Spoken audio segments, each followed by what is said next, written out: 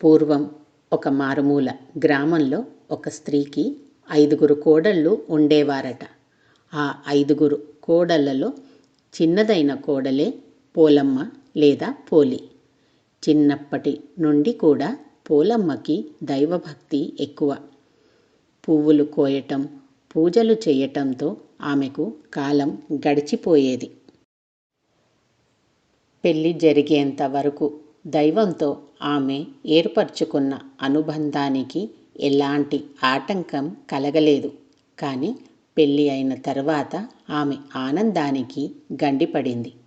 పువ్వులు కోయటానికి, పూజలు చెయ్యటానికి, అసలు గుడికి వెళ్ళడానికి కూడా వీలు లేకుండా పోయింది.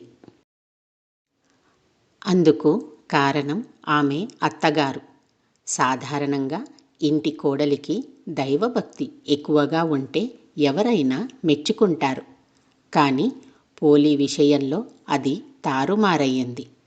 పోలి అత్తగారికి తాను మహా భక్తురాలిననే గర్వం ఎక్కువ.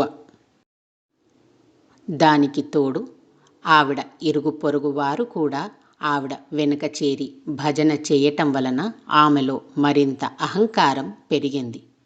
పోలి కారణంగా తన పేరు కాస్త పోతుందని భావించి ఆమెను మాత్రం ఇంటి పట్టునే ఉంచి మిగతా కోడళ్లను తీసుకుని గుడికి వెళ్ళి వచ్చేది. ఈ నేపథ్యంలో ఒక కార్తీక అమావాస్య రోజున పోలికి ఇంటి పనులను పురమాయించి ఆమెకు పూజా సామగ్రి అందుబాటులో లేకుండా చేసి మిగతా కోడళ్లతో అత్తగారు నదీ స్నానానికి వెళ్ళింది. పోలి ఏమాత్రం బాధపడకుండా బావి దగ్గరే స్నానం చేసి పత్తి చెట్టు నుండి పత్తి తీసి వత్తిని చేసింది. చల్ల కవ్వానికి ఉన్న వెన్నను తీసి దానితో దీపాన్ని వెలిగించి దైవానికి నమస్కరించింది. పోలి భక్తికి మెచ్చిన దేవుళ్ళు ఆమె కోసం పుష్పక విమానం పంపిస్తారు. ఊరు జనం చూస్తుండగానే పోలి ఆ విమానం ఎక్కింది. విమానం కొంచెం పైకి లేవగానే అక్కడికి వచ్చిన అత్తగారు తాను కాకుండా తన కోడలు స్వర్గానికి వెళ్ళటానికి వీల్లేదంటూ పోలిని కిందకి లాగడానికి ఆమె కాళ్ళు పట్టుకుంది. ఆ వెంటనే మిగతా కోడళ్ళు ఒకరి తర్వాత ఒకరుగా ఒకరి కాళ్ళు ఒకరు పట్టుకొని విమానం నుండి కిందకి వేలాడసాగారు. అది చూసిన దేవతలు పోలితో వారికి పోలిక లేదంటూ విమానం నుండి కిందకి వాళ్ళని దింపేస్తారు. పోలి మాత్రం విమానంలో స్వర్గానికి వెళ్ళిపోతుంది. ఆనాటి నుండి ప్రతి సంవత్సరం కార్తీక మాసంలో ప్రతినిత్యము బ్రాహ్మీ ముహూర్తంలో నిద్రలేచి నదీ స్నానం చేసి దీపం వెలిగించి పోలి కథ చెప్పుకొని అక్షింతలు తలపై వేసుకోవడం ఆనవాయితీగా వస్తోంది.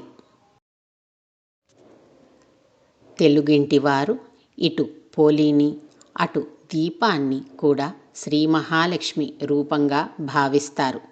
అందుకని చాలామంది ఈ పోలి దీపాలను అమావాస్య రోజున కాకుండా మర్నాడు వచ్చే పాడ్యమి రోజున వెలిగించుకుంటారు.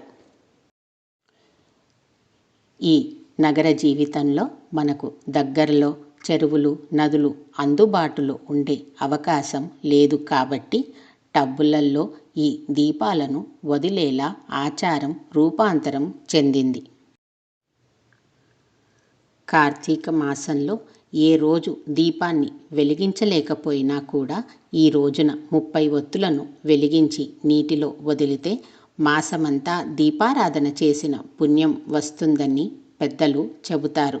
వీలైతే ఈ రోజున బ్రాహ్మణులకు దీపాన్ని కానీ స్వయం పాకాన్ని కానీ దానం చేస్తే మంచిది.